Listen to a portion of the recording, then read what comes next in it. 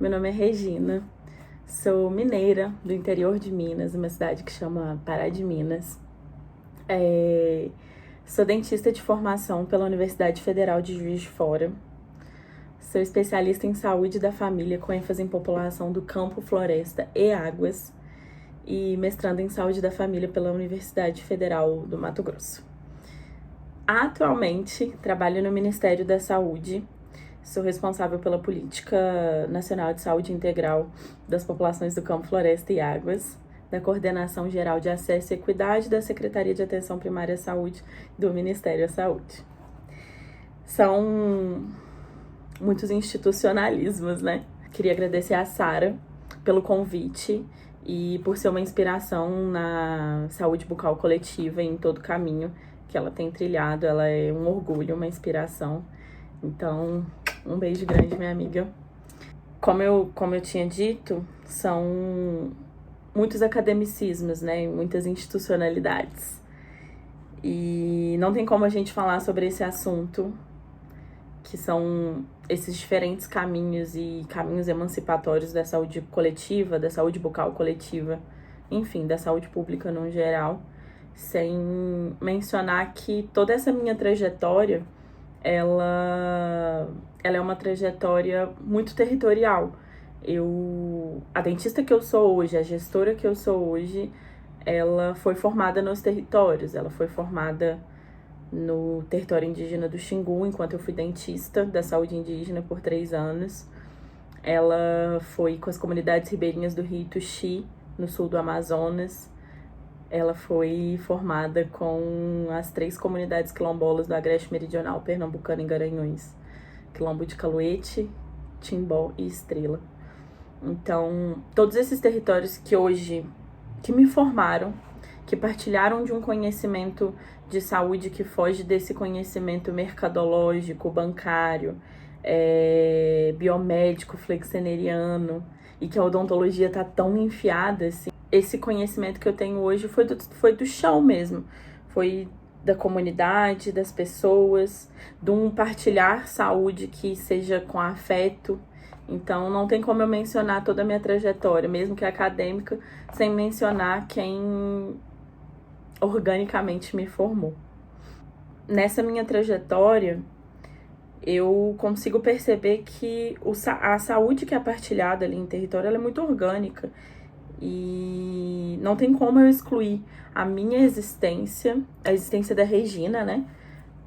Daqueles processos de cuidado, do que eu fazia enquanto assistência ali.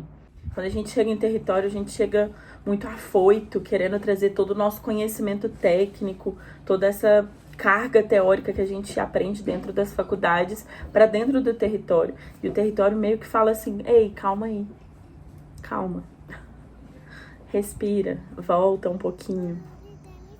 Olha onde você tá pisando. É uma forma de vida totalmente diferente da que a gente é acostumada nos grandes centros urbanos, né? Então, o produzir saúde, o compartilhar saúde vai ser diferente.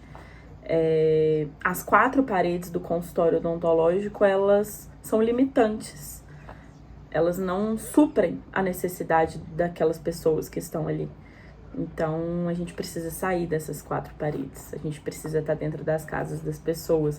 A gente precisa estar na roda de candomblé, que eles vão fazer um xirê em um dia. A gente precisa estar numa roda de caxiri, que é uma bebida tradicional indígena dos Caiabi, lá do território indígena do Xingu.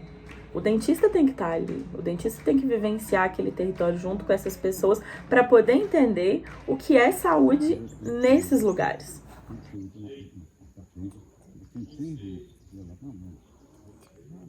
Perto de Garanhuns. Saiu de Garanhuns. Não tem ninguém aqui de Garanhuns. A minha residência foi a primeira residência em saúde da população do campo, floresta e águas do Brasil. Hoje, nós já temos outras residências que vão na linha dos projetos político-pedagógicos da política, né, do campo, floresta e águas, mas por muito tempo ela foi a única. Ela foi uma residência idealizada pelo movimento social, pelo MST e pela CONAC, o Movimento Sem Terra, e a Coordenação Nacional de Articulação Quilombola. Então, é uma residência que forma profissionais para atuar em campo, para atuar no contexto de pessoas campesinas, de pessoas das florestas e de pessoas das águas, com o controle social ativo, né? Então, atuar junto com a comunidade. Então, fazer uma partilha de saúde que ela seja avaliada, que ela seja continuada, que ela seja produtora de autonomia pela população e construída junto com a população. E a gente não vê isso hoje na nossa formação odontológica, né? Nem a nível de graduação, pós-graduação, enfim. É muito difícil a gente ver essa noção de saúde compartilhada. Com base na amorosidade, com base no afeto, na educação popular. Então, essa residência, ela me transforma enquanto profissional.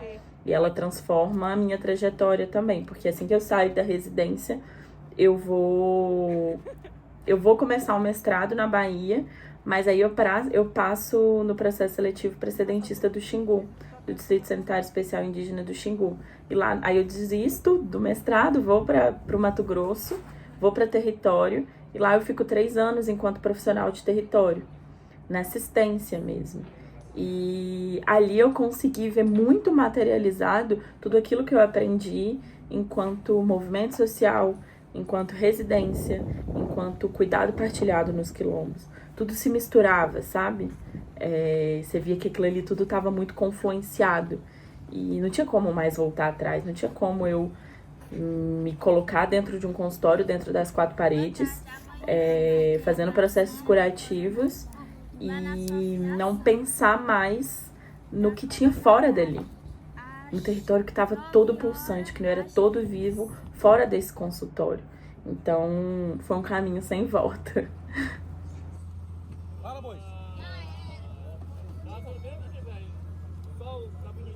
É uma visão de saúde, uma visão de processo de trabalho muito diferente.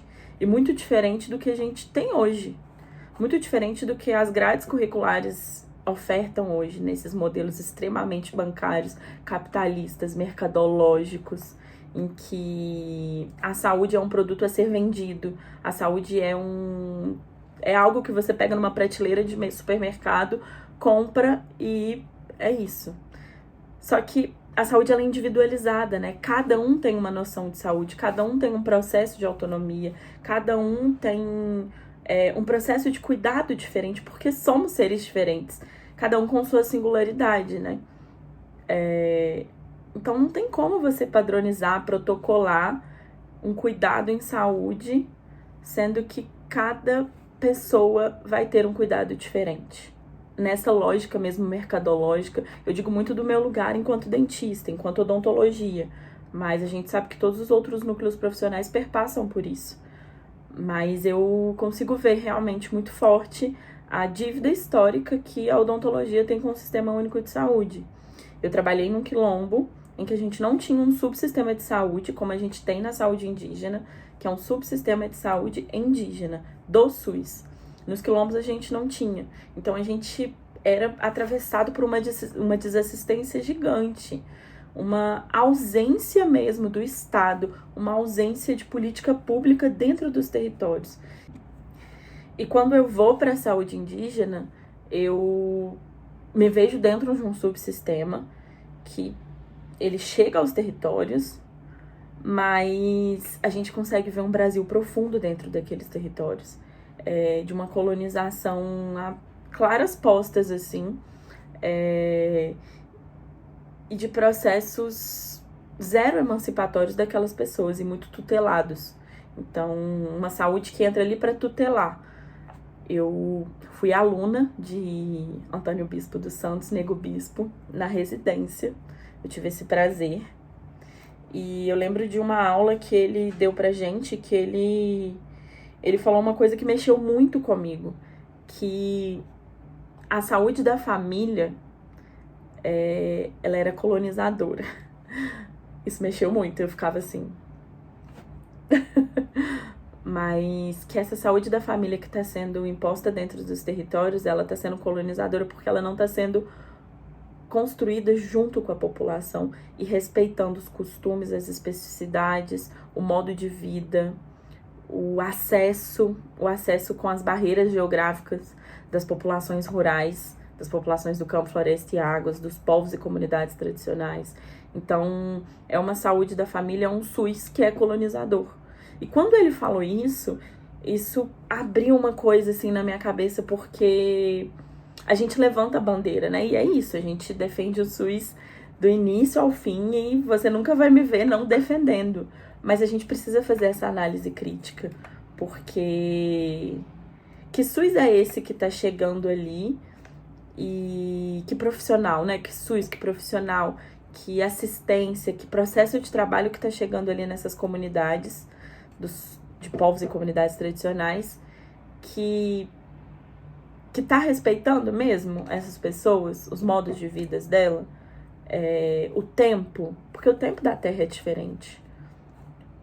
O tempo do arado é diferente, o rio tem um tempo diferente, o tempo de plantar, o tempo de colher, o gestar ali em território é em um tempo diferente, de uma forma diferente. Então, a gente consegue ver que é uma saúde da família que chega. Ela tá ali no território, em alguns lugares não chega, mas quando chega, ela chega imprimindo esse modelo tecnicista, flexeneriano, mercadológico, eurocentrado, embranquecido para essas populações que não são nada disso. E que elas existem em confluência, em comunidade, em articulação entre si. Então não dá liga, entendeu? A gente não consegue ligar um modo de vida com um sistema de saúde que exprime coisas totalmente individualistas, capitalistas e não emancipatórias. Então, a gente precisa pensar em um processo de trabalho diferente. E foi assim que eu fui tentando me inserir dentro desses territórios. Me inserir enquanto profissional ali, voltando, sabe? Quando eu pisava ali no chão, eu regressava, eu falava, calma, Regina, ouve primeiro o que eles têm para falar, antes de propor qualquer processo de cuidado, seja, enfim, seja um cuidado em saúde bucal, seja um cuidado compartilhado com o resto da equipe multiprofissional, seja qualquer tipo de cuidado, você primeiro precisa regressar, se despir de todo esse tecnicismo que a gente, enquanto profissional de saúde, vem munido e ouvir, né? Pedir licença, ouvir e estar ali. Eu quero compartilhar com vocês a primeira parte da minha dissertação do mestrado, em que eu falo um pouco, assim, é breve, mas eu falo um pouco desse meu trajeto até o momento em que eu vou ser dentista do território indígena do Xingu. Em que eu me incluo enquanto parte desse processo de partilha de saúde e, ao me incluir, eu faço e partilho de um cuidado em saúde que não é esse que a gente aprende dentro dos grandes centros acadêmicos. Vamos lá. Eram meados de agosto de 2021. O mês vinha sendo arrastado pelos outros meses com muita dor, como uma fileira de dominó prestes a ser derrubada numa rítmica cadência. Qualquer nuance de vida que ousasse entrar era expulsa pelos poros de minha derme com determinada voracidade. Estava muito calor. O clima equatorial úmido maltratava meu corpo acostumado com o tropical de altitude de Garanhuns, onde morava anteriormente. Precisava de um banho. E mal imaginaria que tudo seria diferente a partir dali. Um momento. Um pequeno momento dentro da grandeza de todo um tempo que é rio. O único banheiro para as quase 20 pessoas da expedição de saúde com o barco do ICMBio no médio rio Purus, as águas do rio Ituxi passavam por um breve trajeto pelas tubulações do barco e finalmente caíam do chuveiro sobre minha cabeça quase que como uma bênção. Era notável, mesmo que pequena, a presença no pequeno lavabo de uma janelinha metida a clarabóia, que enquadrava em uma dimensão monalísica, métrica e artística, um recorte das árvores sinuosas da floresta amazônica. A bênção do banho se consolidava ao perceber a intensidade do calor que subia entre as frestas da madeira que consolidavam o barco, e do vento baforado no meu rosto já muito curtido de sol pelos dias passados. O banho era uma fuga, um pedido de socorro às águas para afastarem, mesmo que momentaneamente, os piuns que faziam uma alvoroçada festa entre picadas estratégicas por partes do meu corpo que estavam descobertas por falta de roupa e excesso de calor. Enquanto a água caía, lavando com igual intensidade e alívio as picadas incômodas, em um sobressalto de percepção ativa, meus olhos se encontraram com a janelinha, e através daquele pequeno quadrado, percebi que o vento não somente ventava, ele chamava as árvores, galhos, folhas e frutos para dançar. E o que parecia ser um forró, carimbó, samba, pagodão, coco de roda, toada, e dependia de quem fosse o espectador. E naquele caso era eu. Eu pude ver então, sob minha ótica confusa de dor e admiração, as folhas fazendo ginga em um xirém inventado. Foi nessa dança que então percebi. Tudo ali se fazia baile. Um grandioso baile, televisionado por aquela janela metida a clarabóia.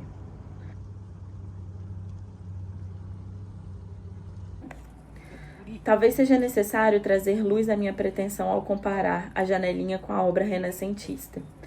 Aquele farfalhar magnífico, em tempo algum conseguiria ser representado em tela que fosse. Estava vivo demais para se fazer estático em um salão de museu europeu renomado. Era um baile, afinal, e o mesmo já tinha se transposto para dentro de mim, ultrapassado derme, epiderme, mucosa e alma. E ali, com a água percorrendo o caminho de cura pelo meu corpo, eu chorei, copiosamente, ao perceber que ainda por dentro conseguia captar a dança e dançar junto, sentir e ser viva, sem dor, que nem aquela floresta que me circundava, mesmo depois de eu ter morrido. A morte não é o fim. Na verdade, reforço essa premissa com as palavras de Antônio Bispo dos Santos no livro A Terra Dá, a Terra Quer. O nosso movimento é o movimento da transfluência. Transfluindo somos começo, meio e começo, porque a gente transflui, conflui e transflui. Conflui, transflui e conflui. A ordem pode ser qualquer uma. Para nós, o conteúdo determina a forma e a forma determina o conteúdo. A morte não é o fim, porque não temos fim. E foi ali, naquele barco cheio de profissionais de saúde e equipamentos, fluindo por um rio amazônico, que eu percebi que a ida do meu pai não era um fim, e nem o meu fim. Que a necropolítica brasileira, guiada na pandemia de Covid-19, que o havia levado, não teria tão pouco um fim, e que era necessário transformar e concluir, para poder seguir em luta contra tudo e todos que tinham como projeto inviabilizar a saúde naqueles territórios que me acolheram e me formaram.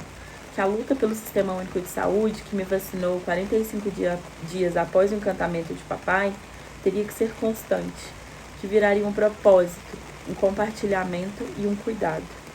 Que a saúde da população do campo, floresta e águas, dos povos e comunidades tradicionais, precisaria transfluir e correr firme nas águas densas, banzeiras e potentes das políticas públicas. Temos um banho como ponto de partida, minhas lágrimas como combustível e a saúde nos territórios de florestas, de rios e mares, de campos, de assentamentos, de terreiro, de aldeias como propósito. Ao confluir, me vi como pólvora, ou melhor, como um aguapé pronto a ser queimado, ser transformado em cinza e virar sal. Não tinha como voltar. O passado é uma roupa que não cabe mais, né? Então, aquela cirurgiã dentista formada pela Universidade Federal de Juiz de Fora não conseguiria ser a mesma, não depois de ser cuidada com muito afeto em seu luto pelos quilombos de Estrela, Timbó e Caluete, no agreste meridional pernambucano, enquanto justamente ia fazer cuidados em saúde bucal enquanto residente em saúde da família. Não depois de ser dentista com os povos ribeirinhos em um barco por um rio no sul do Amazonas, entre botos, caboclos e portos. Não depois de se ver sentada por muitas vezes na cadeira da Pombogira Dona Sete Encruzilhadas, fazendo extrações, limpeza e restaurações nos ogãs, abiãs, equedes e babás em Umilei, Garanhuns, Pernambuco. E, finalmente, não depois de ser moradora do território indígena do Xingu, partilhando, aprendendo, cuidando e sendo cuidada pelos povos Kaiowete, Yujá, Meinaco, Aurá, Cuicuro, Calapalo, Ialapiti, Aueti e Camaiurá. O território formou a dentista que sou hoje, e por isso peço licença aos que com muita confiança circularam comigo tamanha sabedoria, para abrir caminho para essa partilha emocionada, afetiva, complexa, profunda, algumas vezes romântica, mas pé no chão e problematizadora por muitas, do que aprendi e compartilhei nos últimos 3 anos, sendo profissional de saúde no Distrito Sanitário Especial do Xingu, da Secretaria de Saúde Indígena, do Ministério da Saúde. Aham.